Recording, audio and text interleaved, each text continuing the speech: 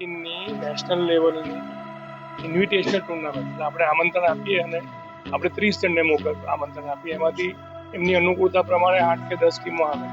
એવું અંડર 16નું આયોજન બીજા કોઈ સ્ટેજ કરતું નથી. એટલે અંદર રમવાનો એક મોકો વધારે મળે અને સ્કિલ ડેવલપ થાય, એટલા માટે આપણે અંડર 16 એજ ગ્રુપ સિલેક્ટ કર્યું છે. અંડર 19નું કરવું હોય ત્યારે તકલીફ એ પડતી હતી, એ વખતે BCCIની મેચીસ ઓવરલેપ થતી અને અંડર 16ને આવો મોકો મળતો નથી. રૂટીન અંડર 16નું ટ્રેનિંગ તો ચાલુ જ હોય છે અને એમાં કંઈ કચાશ હોતી નથી. પણ આ એક લેલે સાહેબની યાદમાં અમારે એક ટુર્નામેન્ટ કરવી હતી, એટલે આ એજ ગ્રુપ રાખવું જોઈએ એવી બધાની લાગણી હતી અને એના આધારે આ એજ ગ્રુપ અમે રાખ્યું છે. એટલે વડોદરા શહેરના 4 ગ્રાઉન્ડ આપણે સિલેક્ટ કરેલા છે.